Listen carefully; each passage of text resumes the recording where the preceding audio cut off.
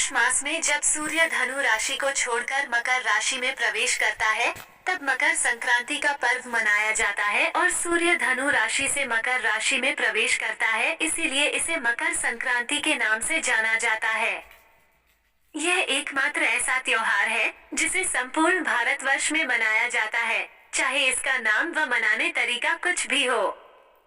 वैसे तो ये पर्व जनवरी माह की 14 तारीख को मनाया जाता है, लेकिन कभी कभी यह त्योहार 12, 13 या 15 तारीख को भी मनाया जाता है, क्योंकि यह त्योहार पूरी तरह से सूर्य के मकर राशि में प्रवेश करने के दिन मनाया जाता है और सूर्य सामान्यतः 12, 13, 14 या 15 जनवरी में से किसी एक दिन ही मकर राशि में प्रवेश करता है। इस बार भी यह पर्व 15 को ही मनाया जाएगा। हिंदू धर्म में माह को 2 पक्षों में बांटा गया है, कृष्ण पक्ष और शुक्ल पक्ष। ठीक इसी तरह से वर्ष को भी 2 अयनों में बांटा गया है, उत्तरायण और दक्षिणायन। यदि दोनों को मिला दिया जाए तो 1 वर्ष पूर्ण हो जाता है। मकर संक्रांति के दिन से सूर्य की उत्तरायण गति प्रारंभ हो जाती है, इसलिए मकर संक्रांति को उत्तरायण भी कहते हैं। हिंदू धर्म की मान्यताओं के अनुसार इस दिन भगवान विष्णु ने असुरों का अंत कर उनके सिरों को मंदार पर्वत में दबाकर युद्ध समाप्ति की घोषणा की थी। इसलिए इस मकर संक्रांति के दिन को बुराइयों और नकारात्मकता को समाप्त करने का दिन भी मानते हैं। इस त्योहार को अलग अलग प्रांतों में अलग अलग नामों से मनाया जाता है।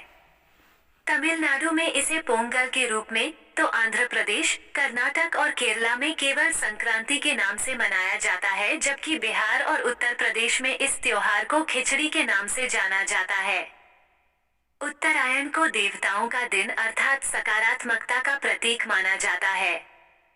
इसीलिए इस दिन जप, तप, दान, स्नान, श्राद्ध, तर्पण आदि धार्मिक क्रियाकलापों को विशेष महत्व दिया जाता है। क्यों मनाते हैं मकर संक्रांति? यह माना जाता है कि भगवान सूर्य अपने पुत्र शनि से मिलने स्वयं उनके घर जाते हैं और शनि मकर राशि के स्वामी है। इसलिए इस दिन को मकर संक्रांति के नाम से जाना जाता है। पवित्र गंगा नदी का भी इसी दिन धरती पर अवतरण हुआ था, इसलिए भी मकर संक्रांति का पर्व मनाया जाता है।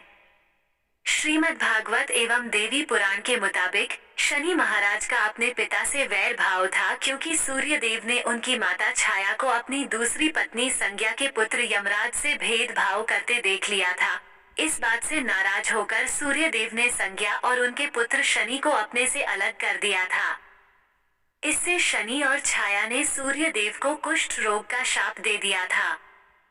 पिता सूर्यदेव को कुष्ठ रोग से पीड़ित देखकर यमराज काफी दुखी हुए।